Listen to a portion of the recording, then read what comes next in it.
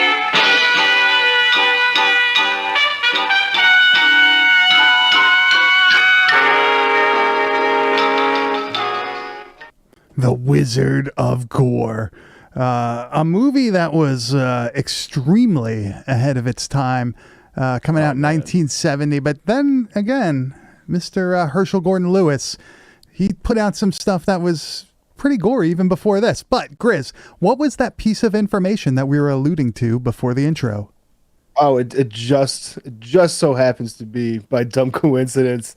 Not that we plan anything here. But it is the death anniversary of one Mr. Herschel Gordon Lewis, who died 2016 on September 26th. It just so happens to be September 26th today, so we celebrate all things Herschel Gordon Lewis in our love for Gore, which is greatly he is responsible for. I mean, without this dude, I don't think we get. I mean, not to an extent. I don't think we get what we get. Later on in life. Yeah, well, I mean, people always talk about like the Texas Chainsaw Massacre, or they even talk about Bay of Blood, but Herschel Gordon Lewis was doing this stuff years before that, like shockingly early, things you would have seen at like a drive-in theater or whatnot, some like low-budget movie place, like a grindhouse movie theater or whatnot. We're talking like early, mid, late 60s. This one is obviously early 70s, 1970. He really like put all these out within like a 10-year span. The main ones being Wizard of Gore, Gruesome Twosome, 2000 Maniacs, Blood Feast, Color Me Blood Red, There's something weird, all that shit. Like all this stuff came out in such like a short amount of time, and it was just wild, especially for the time period that it came out in. Oh, 100%. And I love the fact that like once he felt like the big studios it's like stepped in and like was starting to like, step on his toes and making movies that he was trying to make. He's like, I don't want to do it anymore. Yeah, Like he's he's like, "Fuck like, if it's mainstream, that's not what I'm not what I'm into, So Yeah. I respect that badassery in him to be like, nah, fuck that. These Yeah. guys are doing it now. It's no longer cool. That's like a total mentality that I can respect. Well, he was like a marketing guy, right? Like that's what his Yeah, actual 100%. job was. Like he was into and like at that time that like, what's that show that like people were watching? Mad Men, right? Oh yeah. That was like supposed to be like okay. that was supposed to be like the 60s, right? I think I never watched the show. I don't know, 50s, 60s, whatever the hell it's supposed to be, but like that was the time period that he was doing that stuff. And he knew like we can make money by putting out these like over the top fucking movies, shoot them for super cheap. You'll see when we start playing clips that these movies all have a very specific look to them. But one thing I got to say is when you see them like in HD format, they clean them up and stuff, they look great. The only thing that sucks is the audio is like kind of crackly. It sounds like it's played over a record, but like the clips and the movies themselves, they look fucking fantastic. But dude, they do look absolutely amazing, and I actually don't hate the audio like sounding like it's on vinyl because it kind of keeps me in the nostalgia of like how old that movie is. Oh, it keeps you grounded. The fucking cuts are so cleaned up. You can see so much more than you ever have before in these movies. Yeah. That like it would be easy to be like, man, is this like a modern movie that's been faked to look like it was made in this time period and shit like that? Because it's very clean, as you guys will see. But I like the fact that it has this like, dated audio track kind of associated. Yeah, you can only do so much with it. So yeah, to keep it like dated a little bit at least. But I will say this too, man.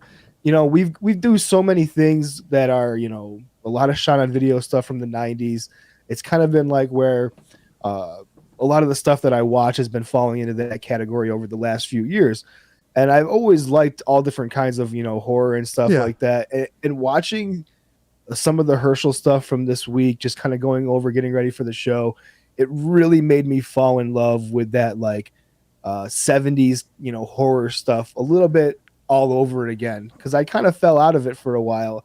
And watching, Herschel's films is like, this is what originally got me into it. This is what's like honestly re-sparking that same, love that I have. What's funny about like the Herschel Gordon Lewis stuff is like I never really was into like the Gore girls, right? Like that movie, I was just for whatever reason never really into it.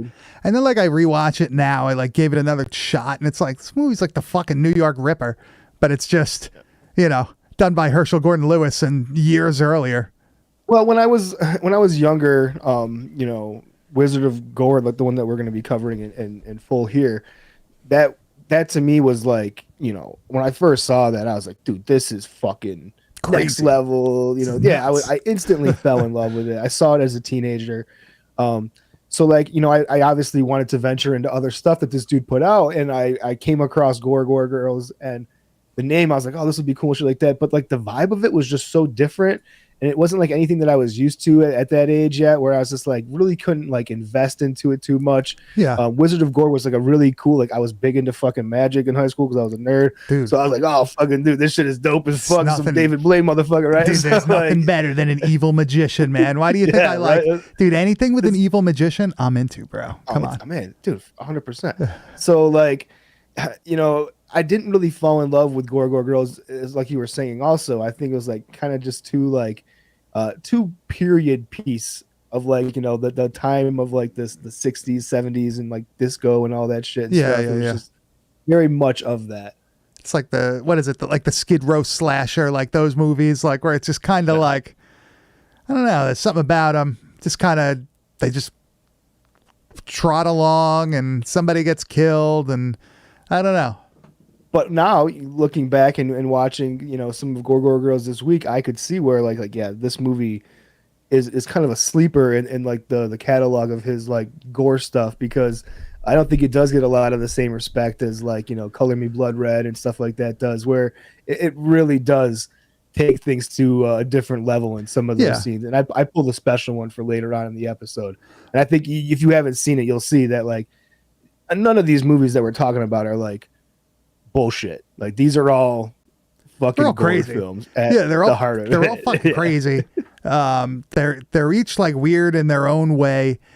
Me personally, my favorite one is The Wizard of Gore, where we have, these aren't rips from this tape. These are rips from another version, but like this is one of my favorite tapes that I own.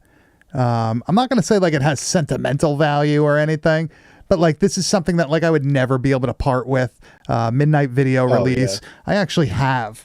If you're watching this on YouTube, I'll put it up to the camera. Where is he has it? the wizard on his fucking arm. Yeah, it's upside down. Wait, here we go. It makes it, dude. The camera makes it so hard to figure out. Yeah, there it is. He is. Yeah, so I have like the actual like the mascot of Midnight Video tattooed on my forearm. It's fucking like whenever awesome. we would play like Modern Warfare or shit like that, like your fucking gamer tag. tag. Yeah. My tag is Montag the Magnificent. It always made me laugh so much, dude. Yeah. I love this movie. I saw it when I was pretty young. The first movie I saw of his was Blood Feast, and that was because of the Misfits. They had a song called Blood Feast. Oh, no and like shit. it was, I could see that. And I was like, oh, it's about a movie. Like I should probably watch the movie. I watched it. I was like, wow, this fucking Fuhad Ramses is fucking awesome. And like I always thought it was funny that they do the like what would you call it? Like the fake gray hair in the Herschel Gordon Lewis movies, and they do it in Blood Feast, and then they, I see the Wizard of Gore, and he has it also. It's just like it's an awesome look. I actually like it. Yeah, and like you said, like something about like the magician thing, the magic aspect of it. Like this is a supernatural slasher, basically. That's what this movie is. There's a double twist. Right? Like there's a double twist at the end. God. It's fucking awesome, wild. Man. This movie has it all. And it was all done for money pretty much. and you say like, oh, it has it all and stuff like that. But like, we both saw it at kind of a young age. And like, I think it resonates so much with like a younger horror fan who's just getting into like gore and stuff, because it's not a complex film. Like it's a really like, let's set up a scene. Let's kill a chick. She's gonna find the chick dead, and it just builds upon like these like really wild fucking scenes. So for somebody with a short attention spans, like a lot of kids are, or just myself in general, you're just like, man, this is great. I don't have to like invest in this like complex story where I have to like figure this fucking history out. It's like, here's the wizard. He's gonna cut a chick in half. Let's go to the next scene, and that's a perfect movie for a young gore fan to first like get his feet wet. I think. And it's probably true for a lot of people our age that this was like the first, or at least one of his movies was like the first films you saw that we were like, dude, movies can go this far. Holy shit. Yeah, this is like wild shit. Because you're used to seeing like Friday the 13th or Nightmare on Elm Street, where like, you'll see somebody with an axe in their fucking chest, or like somebody's eye pop out or something. But you weren't seeing somebody like playing with it. You weren't seeing like people like just basically, playing in somebody's torso like it's Play-Doh. Like you didn't see that in those some movies. Of it does look, it's still wild as fuck. It's close enough where like it's fun still. Like it doesn't look fucking completely stupid. But Grizz, before we go off into the weeds too much, because I have a ton of tapes to show people, this is going to be a fun second half also, kind of like a show and tell, I guess. But why don't you give a little synopsis of The Wizard of Gore? It's kind of just a little bit of what I was just saying here is that we have Montag the Magnificent, who is our magician, who is basically, giving people these illusions of grisly death. But is it really? He's all about like this mind fuckery a little bit, and he basically pulls this couple into his world who is on the hunt to figure out whether or not the local murders are at the actual hands of Montag the Magnificent. Yeah, so let me give you a little example so we could kind of start showing you some crazy shit. We have Montag setting up for one of his shows. First of all, the opening credits of this movie is fucking wild. It's him like putting his head in a guillotine and cutting his own head off, and they just have like a close up on like the stump, just like shooting blood while there's like credits come up. I'll say this too, that even his dialogue, a lot of it, like where his like, you know, speeches that he's given to his audience and stuff is fucking awesome. The dude's delivery, it's amazing. The shit that he's saying is fucking great. We have so much to cover. I didn't want to like take up just a little dialogue clip for that, but I'm telling you guys right now, like the wizard himself, you know, he's the fucking Oz, dude. He gets it. Man. He's putting on such a great show. He's basically saying like, you don't know what's real and what's fake. You don't know what's a dream and what's not. Like I know, be dreaming right now. Yeah, you're, I love that whole thing. Yeah, man. it's so cool, and like everybody's kind of like in a trance too when all this shit happens. But this first act or trick or whatever, he brings a woman up on the stage, brings out an electric chainsaw, and he proceeds to basically like bisect this woman in front of this crowd while everybody stares on in amazement. This is the sound design of this movie is pretty wild too, right? Like it's a lot of screaming, a lot of wild noises, and chunky noises. Yeah, the people listening at home will definitely see what we're talking about right now. So this woman is like on the table. I love this He is plunging a chainsaw into her stomach, and you see all of the guts and gore and blood. Okay, so this part where a chunk lands in her mouth and she spits it out. It's my favorite part of the movie. I don't know why I love it so much. Yeah, there you go. It's disgusting. Or does she have that in her mouth and she like spits it out? It's so good. As like the swinging music is playing, and he's got like this fucking ghastly grin on his face. What a weird looking dude, right? I honestly, I love the way the Magnificent looks.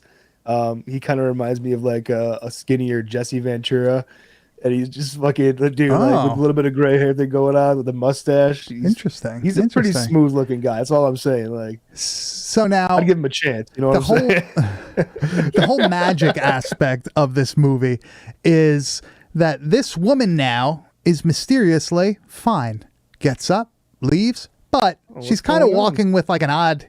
Like she's like in a trance almost, but everybody's like amazed by this. Everybody else in the crowd thinks it's just a fucking trick, just an illusion. There's no blood anywhere. It's like she's perfectly fine. Everything's good, but she goes to like this local bar, and this is what happens. She's sitting at a table. This waiter walks up to her. She doesn't give him an answer. He walks away. A waitress or a patron walks by. And just sees her dead, disemboweled corpse sitting in the chair. This is what makes this movie like pretty cool, is that the people are found like hours later, dead, how they were killed like in the act. So everybody saw them leave the act 100% fine. Yeah. And she also walked into this bar, restaurant, or whatever. You know, she walked in, sat down, but she's like in an odd trance, and this is kind of like a theme throughout the movie with these victims. But it's like a pretty cool idea, especially for like, you know, 1970, early 70s, whatever. Like, it's a solid story. It's a cool. For sure. It's like it's got like a police procedural aspect to it, where you have a talk show host that is like really fascinated with Montag and his her boyfriend or whatever. Is he a cop, or is he just a dude? No, so he's not a cop, because at one point, at like later in the movie, when he's like going to like the other officers, and the cop is like, "I'm tired of you playing fucking police officer" or some shit like that. Does he work at the fucking place too? I think he might. I don't even know if he's employed, to be honest with you. I didn't see that dude do anything but make out with that chick. Yeah, that was like a prevalent point of like any scene with the two of them was like highlighted by a heavy like make out scene for some reason. Yeah, like, this is pretty weird. Hey man, this was made for the drive-in theater. But the two of them very true. Are like pretty interested in what's going on with Montag. He more so thinks something is up, something is wrong, and that he's involved. She is kind of like enamored by him. He also has kind of like a hypnotic gaze, which maybe could have like a Dracula type effect. right? Like he kind of has this ability to like, Yeah, it took me a while like to enchant figure out people like or whatever. what his like, because he's a legit magician, bro. Like he's not It's like real magic. They don't really he's explain doing. it though, right? Like where he gets his power from. Well, they kind of do, but they don't really expect the other. Not really. Well, we'll talk about. Actually, we'll talk about that at the end. All right. That has to do with our double twist ending. But throughout the movie, you're gonna see people get fucking destroyed basically by power tools and shit. Pretty interesting. One of the funnier ones in this is when he brings out a fucking hydraulic press. I forgot that it was like 1970s, so like it's a fucking like Where do you get this? wheeled fucking Yeah. hand press. Where do you get this? At Sears, right? Like, Oh yeah, dude. You know, at that time period for sure, Sears, probably the catalog, dude. You can fucking but order that thing. yeah, with a lifetime warranty, right? You could fucking throw it down the mountain and they'll give you another. Apparently, I know this isn't horror related, but apparently now, what Lowe's owns like the Craftsman name now, right? Yeah. They have all new part numbers for all the parts, and they'll only honor the new part Sons of numbers. bitches. Yeah, so I like figured. you can't go like to the fucking garage sale swap meet and buy like a bunch of old screwdrivers and wrenches for like $1 and go to Lowe's Gotcha. or whatever, you know, or Sears at the time, and you go fucking get new ones. That's why you buy Milwaukee tools, anyways. So. Yeah. Balling over here, but the press is just like mind blowing to me. Let me roll that clip because like the girl is just laying there, and then all of a sudden it's just like total carnage.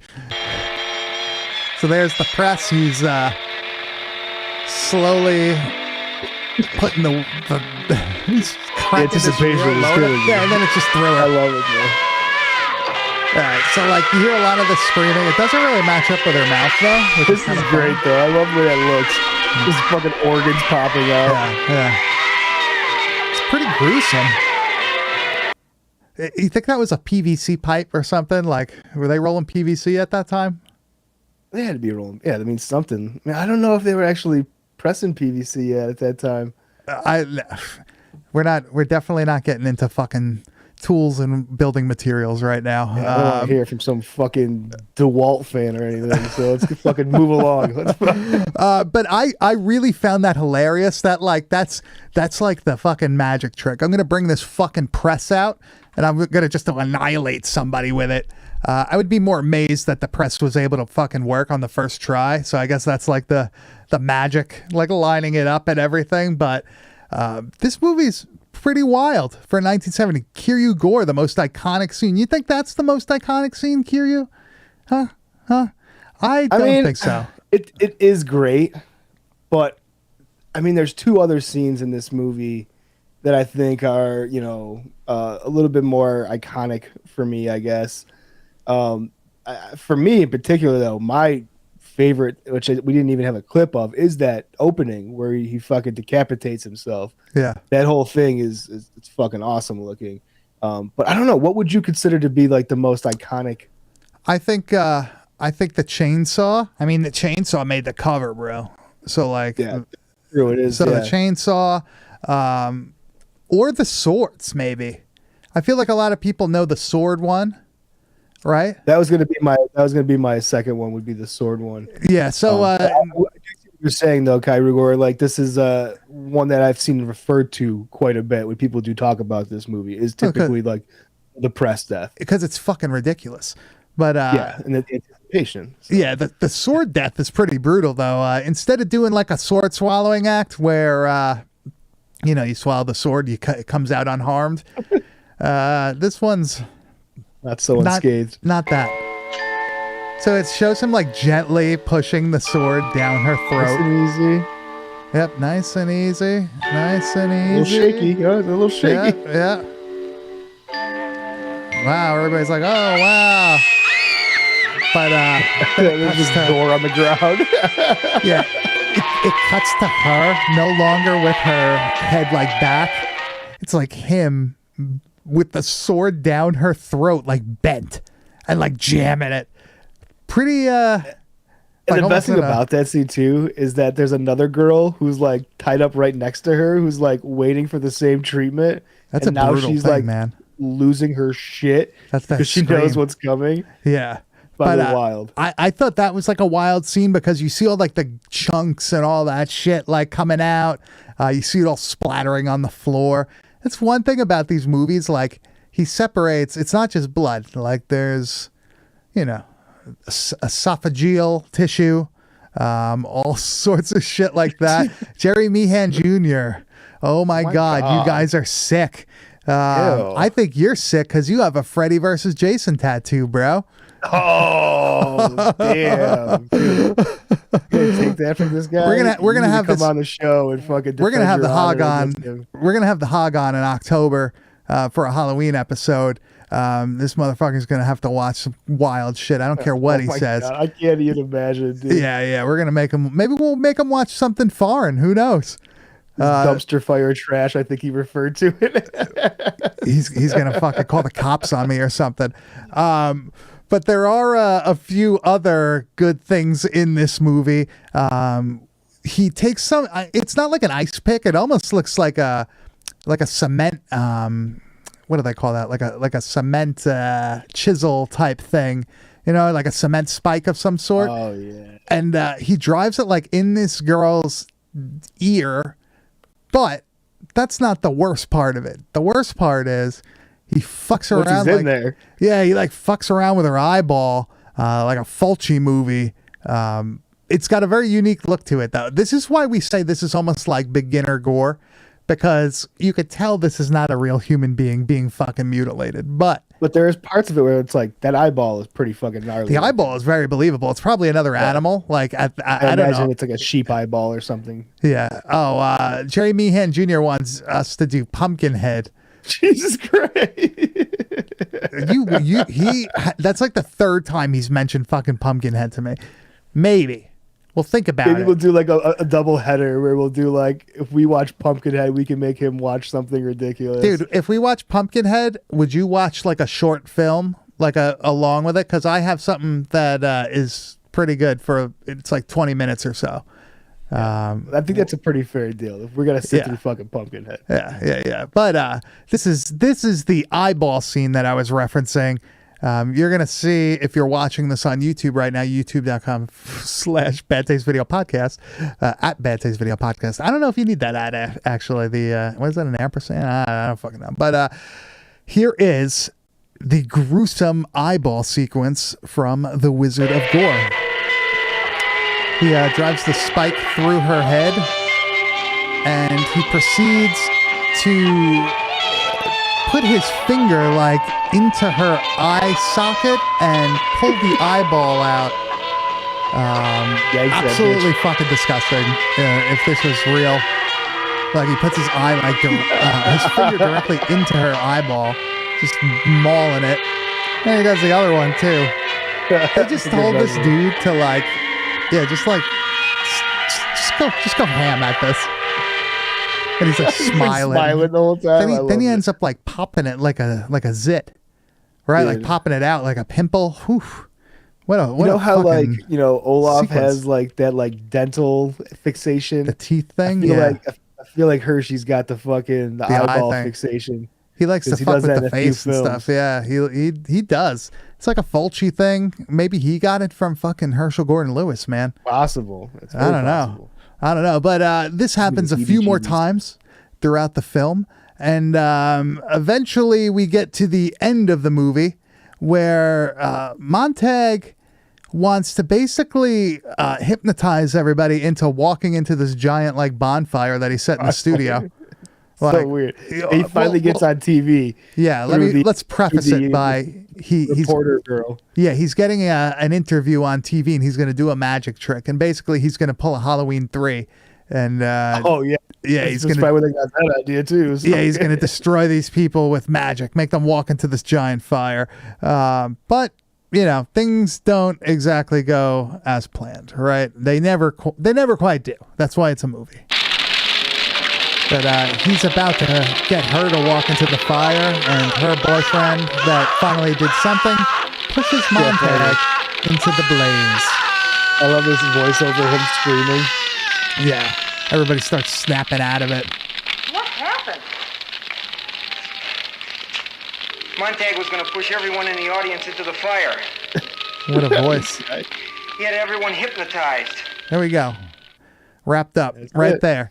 But is it, Grizz? Is it? Dude, the first time I saw this first twist, I was like, "What the fuck, dude?" I think This we is should only say the wildest one shit. twist. I think we should only do the one twist and let the people watch it and get the second one themselves. I'm fine with it. All right.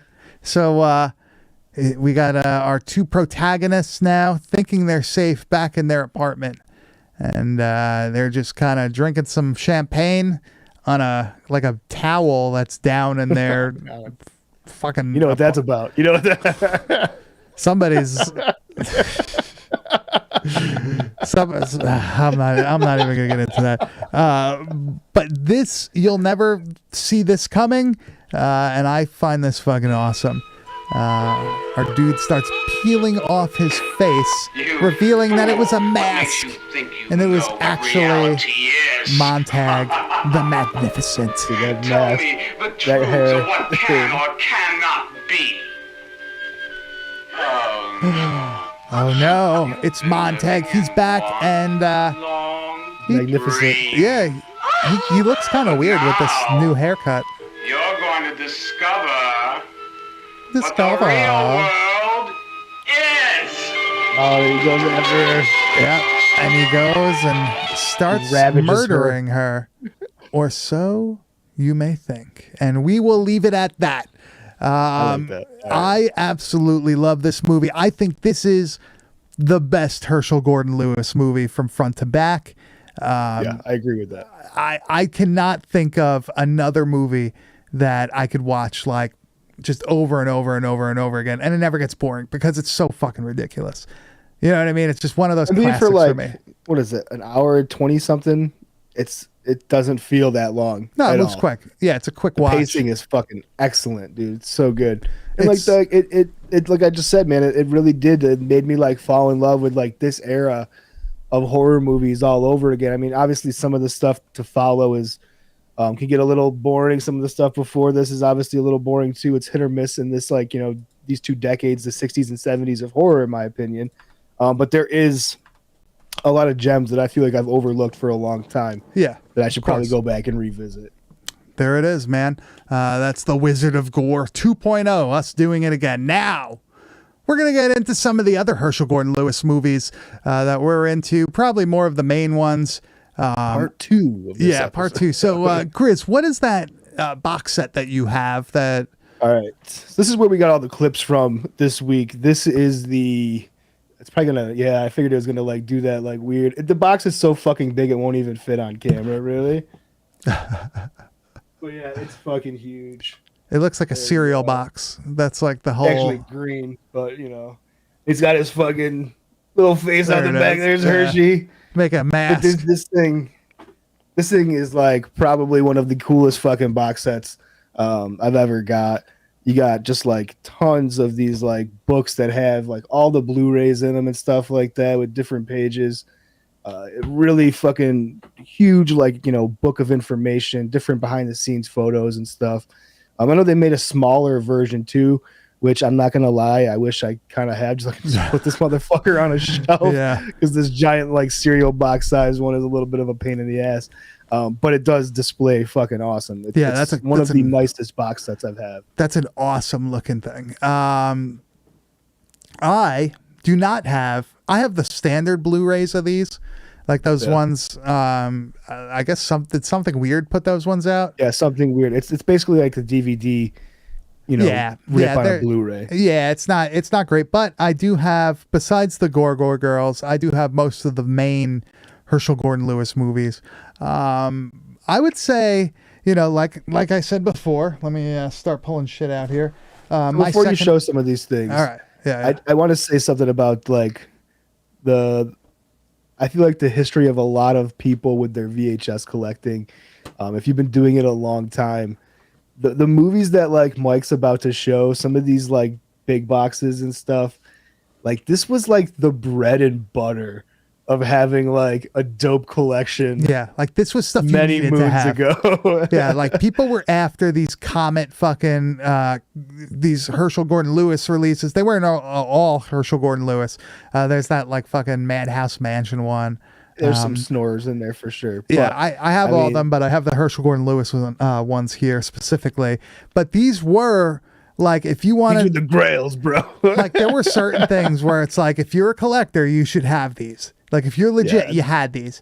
And I feel like That's these it. Comet releases were some of those tapes. Like this was something that everybody who was like a dude or a female who like was really into fucking or whatever, if you were like really into collecting tapes and shit, you had all this stuff. Just like how you would have like the Thriller video big boxes of like Make Them Die Slowly and you know, The Beyond and all that. There were I certain was just gonna things. say the Wizard fucking Zombie is one of those ones I think of like it's a staple, you know. Exactly. There's a couple tapes that are just those were the ones. Let's see, like Deadly Spawn Continental big box.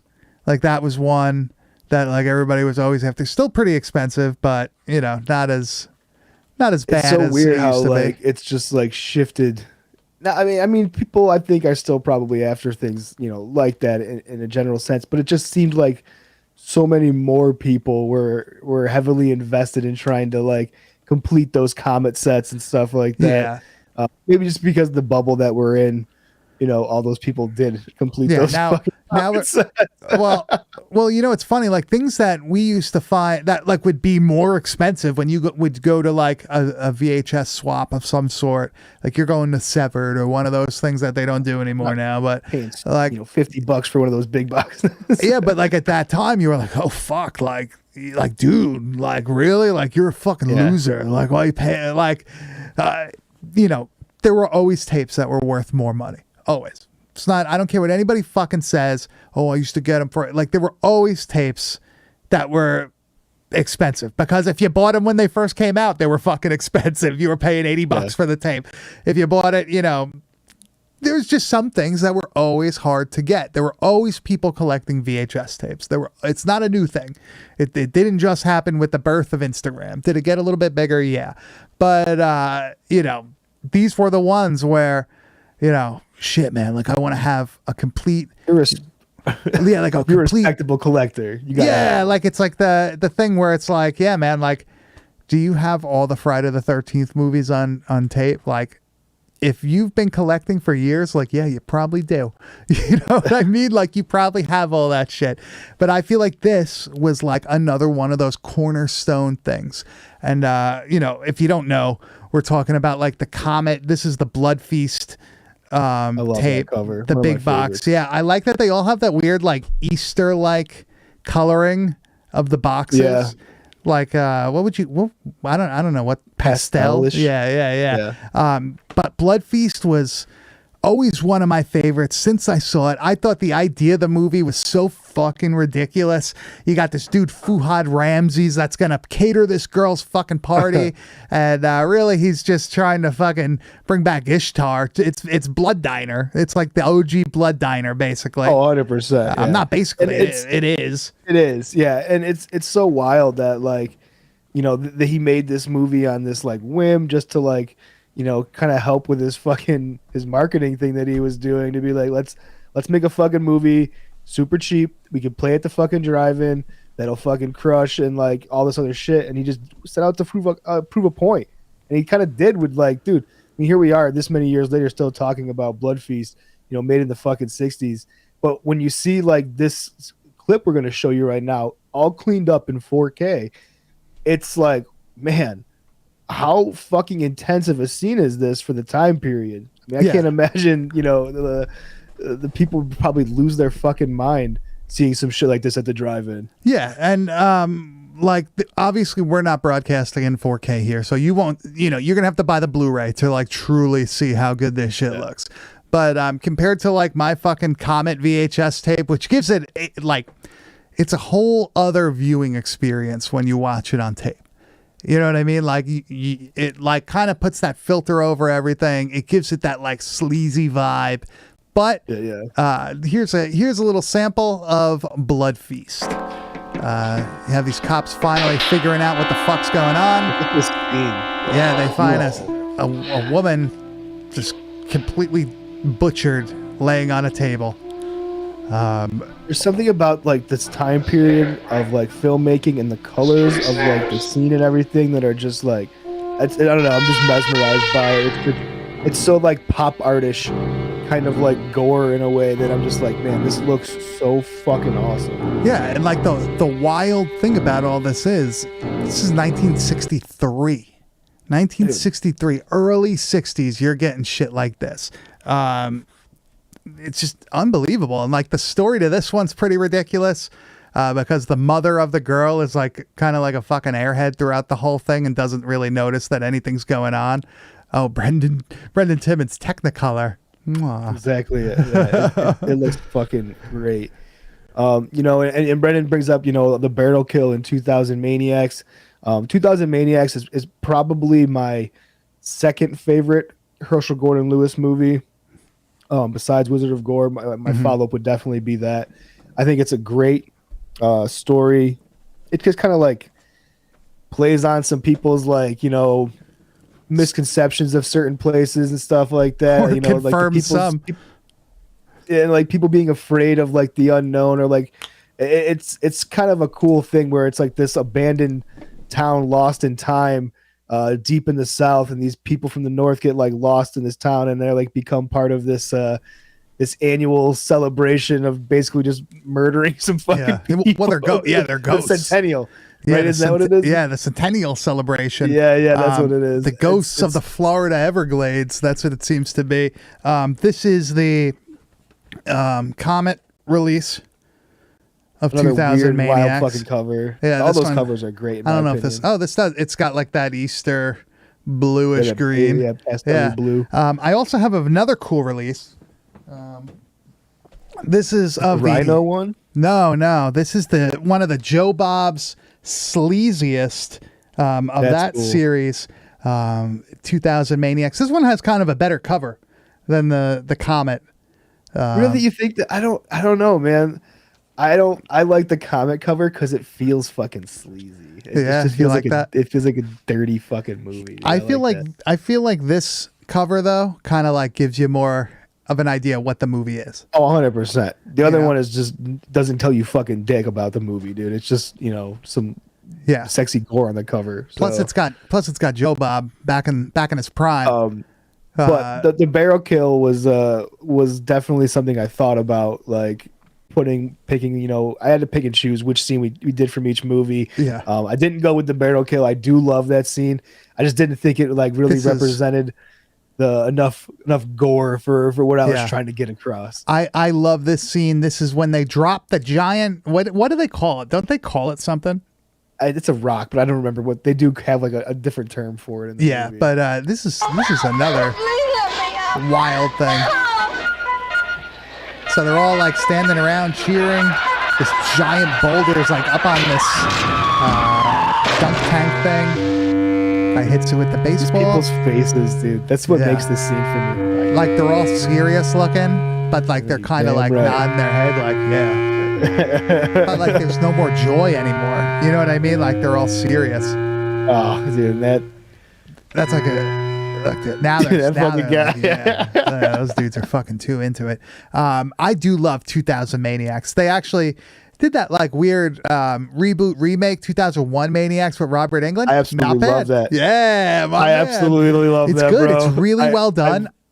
It's so well done. I feel like it's like in the same vein as 2000 Maniacs. They did a good job in keeping it, as close as possible to the idea of the original. It's obviously not the same story. It's just like another group of travelers, and Robert Englund as the mayor is great. It's dated. It's definitely a horror movie of like the 2000s of the time period. Of course. But I will say, it's hard for me to get into Robert Englund not as Freddy because I love him so much in that role. Yeah, this is his next best fucking role this like southern town fucking mayor or whatever, dude. He plays it so well. nails it, dude. That movie's fucking awesome. But the dude that plays him in the original one is awesome too. He does a really good job too. Absolutely. You know, that voice, it's iconic, dude. Yeah. Them fucking singing and dancing in the street and shit. What a fucking movie. Now one that I'm not really as familiar with. We don't have any clips of this one, but I just would point it out because I feel like people are fucking gonna be like, oh, like what about this one? There's a lot we're not gonna mention, I can promise you. Well, dude, how many movies did he put out? Like between what year would that be? Like 63 and like 70 something. Oh, I mean, it's I would over 10, I think. Man, I don't know, but this one is from 1967, and that's The Gruesome Twosome, another Joe Bob's sleaziest release. I have a whole bunch of these actually. I was grabbing these before fucking you motherfuckers probably even knew they were out there. But another slasher type film, extreme gore and everything. This one, I feel like this is how I felt about the Gore Girls. You know, yeah. Maybe I have to give it a rewatch. You know, next time we're thinking of something, maybe we'll fucking dive into. We'll dive into that one, yeah. But I actually, speaking of the Gore Girls, that's the only one that I don't have a copy of. Oh, really? Yeah. Oh, shit. Yeah, I do have that on Blu-ray though, or I guess DVD or Blu-ray. I think it's a Blu-ray. But this one, like we said, is a sleeper. I feel like it goes under the radar. I think a lot of people that are kind of like in the know, they're into it. We had multiple people mention this one this weekend on Instagram, but for whatever reason, I was never able to just get into it. It doesn't move the same as like The Wizard of Gore or Blood Feast, but upon rewatching it, I actually rewatched it today. It's like a super fun movie. You got like the cool fucking sleazy detective dude. He's kind of like fucking what's his name, like Leon Phelps from fucking Saturday Night Live, the ladies' man. The killer, the twist at the end. I guess you could kind of see it coming, but like it's cool. You got like a gloved killer, almost like a giallo, but in 1970 fucking what'd I say? What year is? I believe it was 73 for Gore Girls. Yeah, 72, like, 72.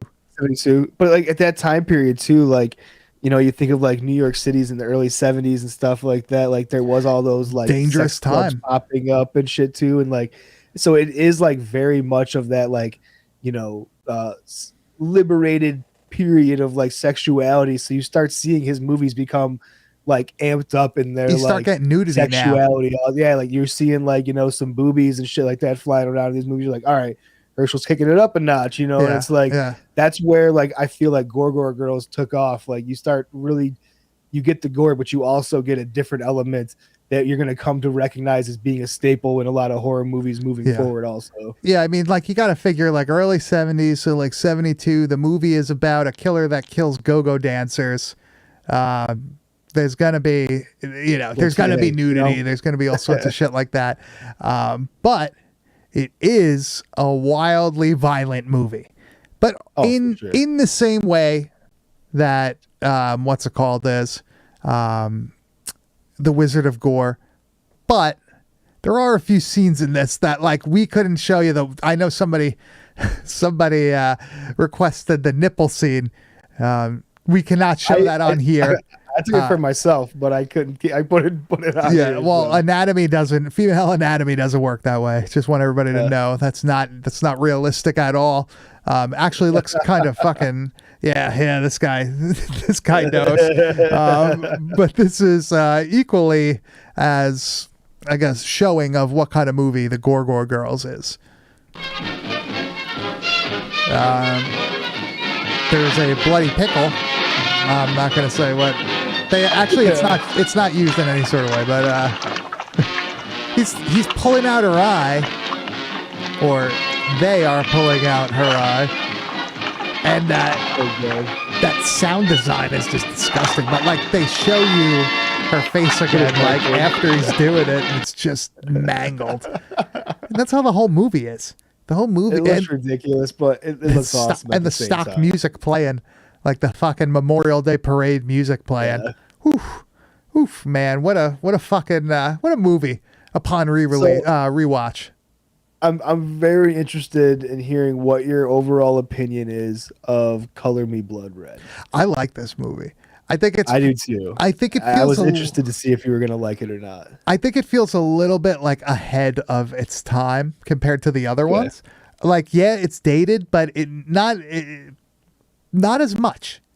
You know what I mean? Like, it doesn't feel as old as the other ones do. It's a pretty wild story too about this artist like using blood in that cover. I mean, this scene you're gonna see here too in a minute. This to me, when I think of iconic Herschel Gordon Lewis scenes, like of all time, this is the number one in my head. Yeah. What we're about to show you, this is where my mind goes immediately. Although I do think Wizard of Gore is my favorite movie, I personally think that this scene is one of the best gore kind of fucked up scenes ever put on film. Like, legitimately, this is fantastic.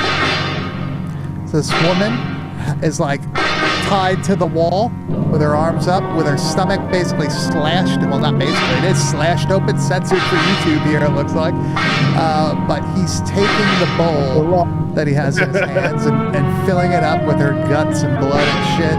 And this is what he uses to paint his paintings. That's how he's inspired. Pretty interesting like idea for. I love it. There's the painting. It's like a Tales He's a from the horrible Crypt artist. thing. I mean, he's an absolutely atrocious fucking maybe we artist. just. But I will maybe we're say- just uncultured. Who knows? Yeah, that's probably. I mean, I'll be the first to admit that for sure. Yeah, but it's a cool idea. It's an awesome idea. Yeah, man.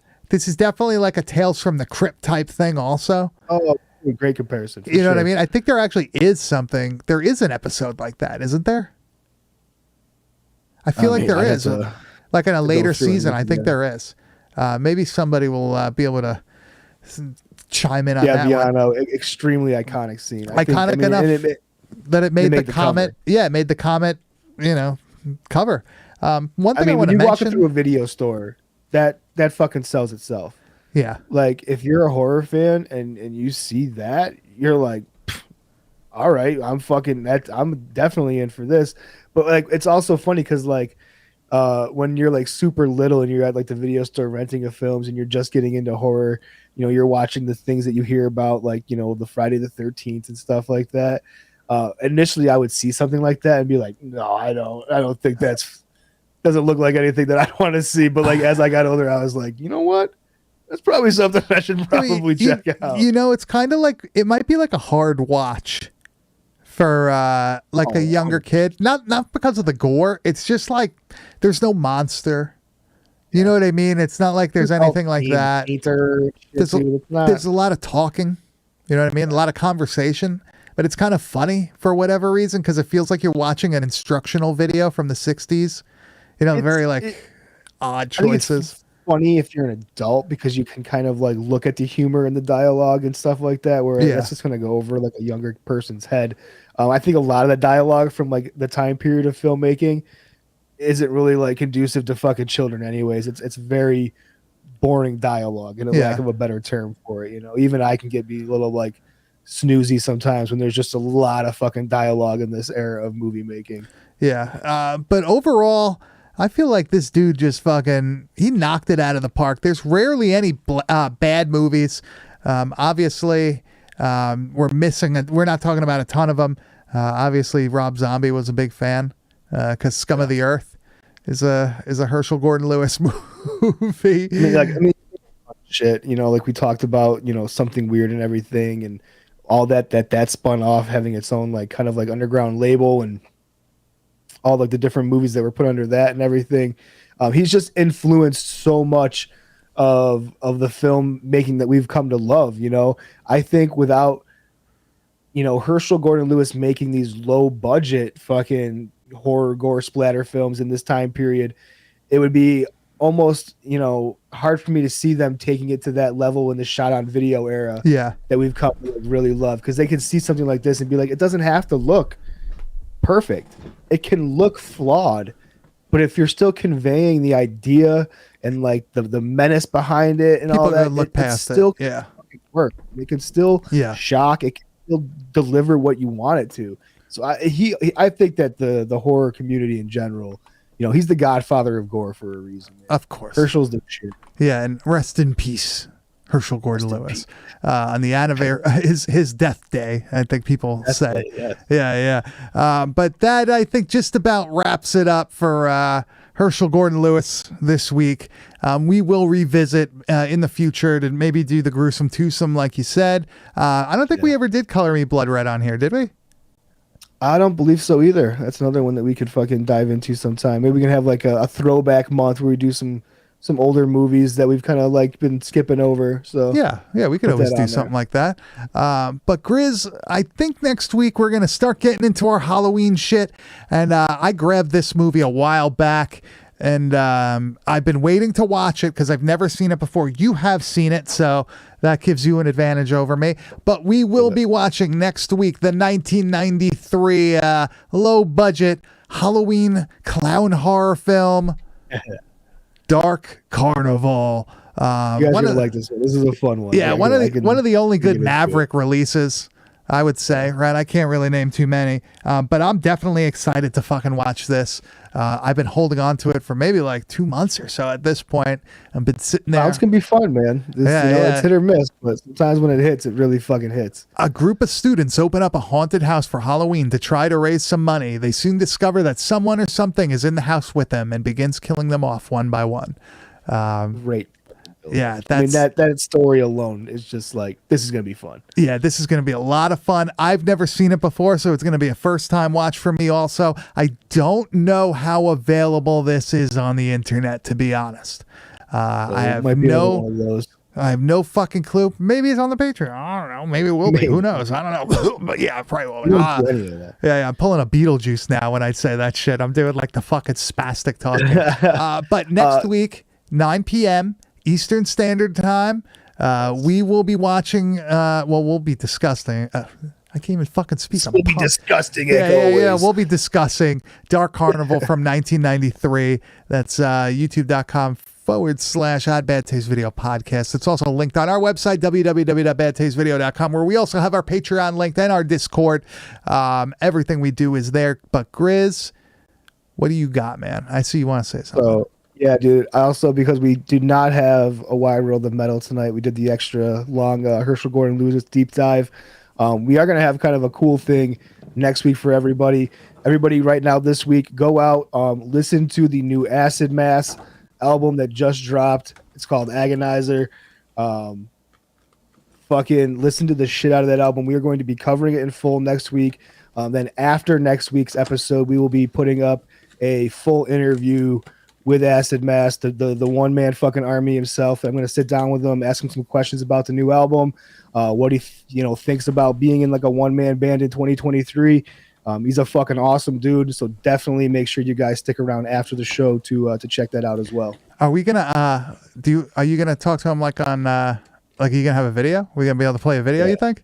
Yeah, hell yeah! Recorded video. We're just gonna play it. We're gonna play that right through this fucking shit. That's what I'm saying. Right at the end, it'll just fucking play. Hell yeah! So, Grizz, where can they find you on the internet? You can find me on Instagram at Kane_Enabler. Reboot. Fucking pause for a minute. We're both falling apart right now. We're too excited for Halloween. You can find me at Bad Taste Video. Like I said before, you can find everything we do at www.badtastevideo.com. You can find us on Patreon. You can find us on Discord. It's all linked there.